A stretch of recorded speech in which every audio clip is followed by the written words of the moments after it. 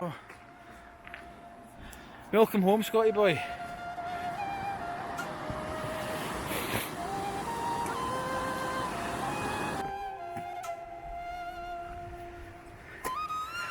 Oh, it's gorgeous. I love it. Long time since I've been up here.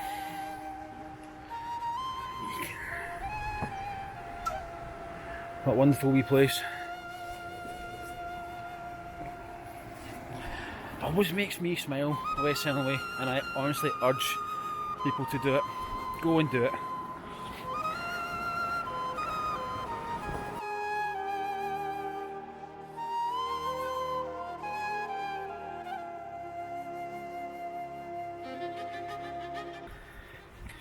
The road goes on forever, and the party never ends.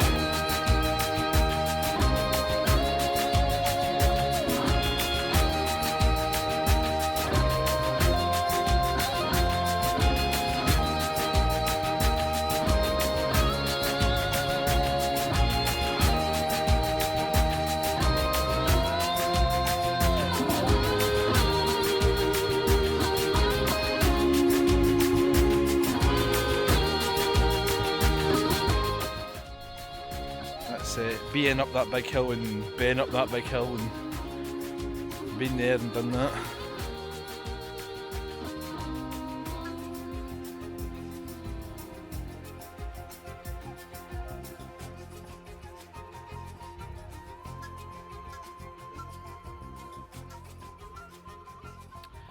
Okay folks, I'm gonna just stop a minute on this wee tour. You know I'm in my happy place in the West Highland Way, you know this. And I want to show a wee building, actually two relatively biggish buildings, that if you want to sort of get to know me a bit more and my ancestry, I was sort of told this recently, and I have walked past this a couple of times and never knew about this place. It's called Forest Lodge, and it's just north of Inverarnon, and it's before you really get onto Rannochmoor. Now, I've just sort of found out that my 3 times great grandmother on my paternal side was the housekeeper of this. Christina McIntyre, or Christina Robertson, she was down as. And she lived here in the 1891. This feels very weird. coming to a place like this. I've walked past this a couple of times and never known that this was part of my ancestry.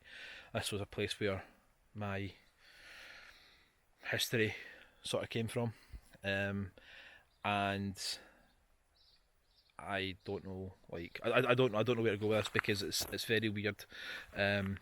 So yeah, you maybe get to know a bit more about my side and my family side. So yes, pretty much turns out that my great grandmother, her brother was the gamekeeper for Blackmount, which is round the back. I'll show you some bits there. So he was deer stalking and looking after the land and all this kind of stuff. So he was a gamekeeper for there, and she was a housekeeper for this lodge. Now, the lodge was actually owned by the Marchioness of Breadalbane, who was actually a Campbell, and they sold off the lodge and the house and the estate to the Flemings. The Flemings, Ian Fleming, yeah. Apparently, Ian Fleming's family bought it over, and Ian Fleming played in these grounds. If you don't know who Ian Fleming is, he's the author of James Bond. Pretty cool author. So yeah, Ian Fleming played in these grounds. My 3 times great grandmother was on these grounds. My 3 times great uncle looked after the lodge, was the gamekeeper, and it's on one of my favourite parts of the West Highland Way. Crazy. She was 40s, mid-40s when she was up here, and she was a Gaelic speaker, and she was born, I think, in Appin, I believe. So a few bits and pieces there on an ancestry level from my side. I put in the community tab, like, say hi, like, where you from, who are you, like, it's a community, and I thought I'd share something a wee bit special on my side. And I hope you've enjoyed the video so far, but this is a very personal thing to me. Yeah, when I was walking up here and I got told about this, I was a bit emotional, actually. I got a wee bit like, whoa, like, and as I say, people know, or if you know me, you know that I like the West Highland Way. So this is added just totally to it. It's just like, this is turned up to 11. That's what it's done. So yeah, I'm going to show you wee bits here. Also, I'm not going to go in too much because somebody's living in it now and it's their own property. So I'm standing back from afar, and yeah, welcome to my ancestors' lodge. Yeah, cool. And that bit there, folks, is start to take you on to Rannoch Moor. So that's where you get through. So I'll just take you up here a wee bitty.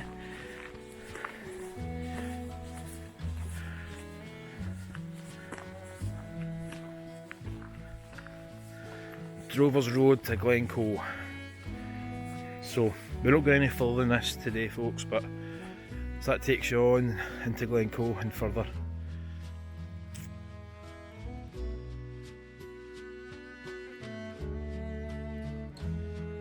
Telford's Parliamentary Roads. Before the end of the 18th century, military roads in the Highlands were fallen into despair of disrepair, which made them unsuitable for increasing commercial traffic. I was commissioned in 1803 by the government to build new roads and bridges in the Highlands. And the new roads I have designed have gentler gradients, being lower on the hillside. They require larger bridges to cross the burns. Box culverts are used instead of cobbled fords to reduce the damage to carriage springs. For the general well-being and value of the cattle and sheep being driven to market, I insist that all the road be constructed with a good depth of gravel to prevent damage to their hooves. The road went out of use as the main public road in 1933, but is still in good condition today, and it is maintained for estate access and the West Highland Way. So that was there. In later years, the men maintaining the roads would move from site to site in large horse-drawn caravans which could sleep up to 18 men. So in 1803, this Drovers Road would have been here during Christina Robertson / McIntyre's time. So there was a public point of access. They could get goods and services and help, which is class. It takes the stress and the hassle off of things a wee bitty, so that is awesome. Yeah, like it.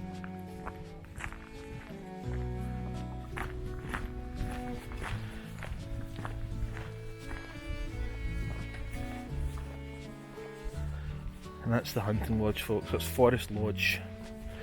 If you ever come up here and you do that, just give a wee nod to my wee ancestor, my wee great granny. She was the housemaid, the housekeeper of the lodge, and her brother trudged the hills doing the deer stalking. So yeah, a wee nod. Awesome. Normal service shall resume, folks. So that is the Black Mount. I think it could be that one, but I'm led to believe the Black Mount is that.